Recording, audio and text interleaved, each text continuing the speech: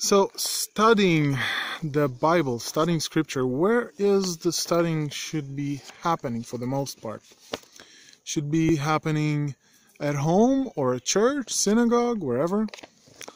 You'll be surprised that so many believers, they put it on their pastor's shoulders to teach them Scripture. And it is really unfortunate because there's so many different assets and different resources today that you can use. It is all at your disposal. The internet is unbelievable. You have probably close to 100, maybe more, different translations, biblical translations. That's insane. What was it? Only about 500, 600 years ago, there was only one language for the Bible. I believe it was Latin.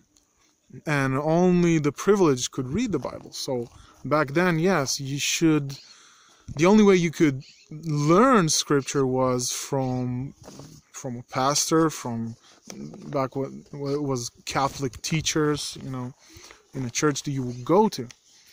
But today, you have no excuses. There's tons of material. Actually, there's too much. There's too much of everything. There's too much entertainment. There's too much distractions. There's too much food. There's too much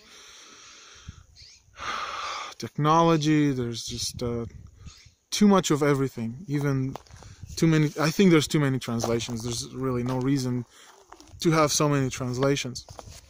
But the point of this video is basically you should be studying at home. That's where the true teaching and learning should be happening. It is between you and the Father. It is not between you and the pastor. Now, don't get me wrong. The Bible studies, group studies, learning a few things at church or synagogue, meeting, greeting, it's all good. We should use those occasions to learn something. But the way I see it, churches are more for fellowship. It is a place to meet, make friends, find people that have common interest with you, and just hang out. Once in a while, learn something that you didn't know, share something. But you have 6 other days during the week which you should be studying.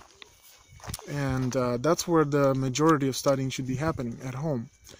With you and the Father, and He should be teaching you.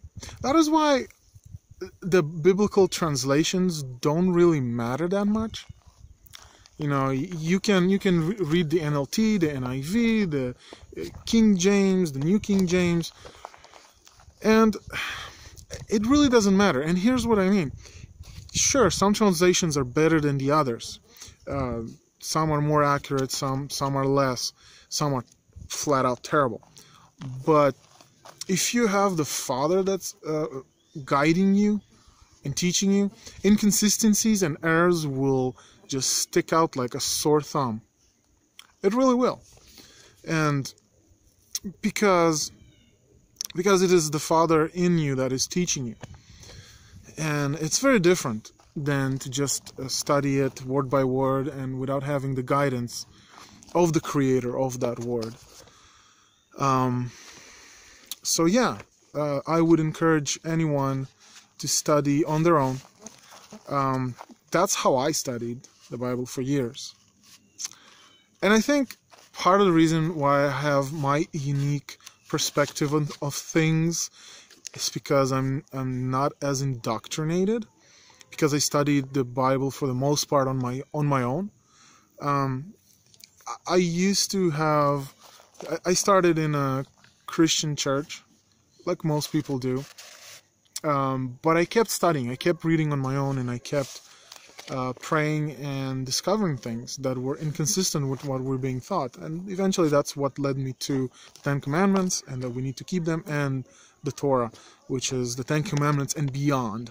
But usually you start with the Ten Commandments. That's when you understand that, hey, you know, why are we not keeping the Ten Commandments at least? Jesus kept those, and murder is still murder, stealing is still stealing. You know, disrespecting your parents is still disrespecting your parents. And what about the Sabbath? If those abide, does the Sabbath not abide? Of course it does. So usually you start with those 10 and then you go on from there. So yeah, studying at home, it's where it should be happening. It's where all the action takes place. Okay? Okay, love you guys. Till next time.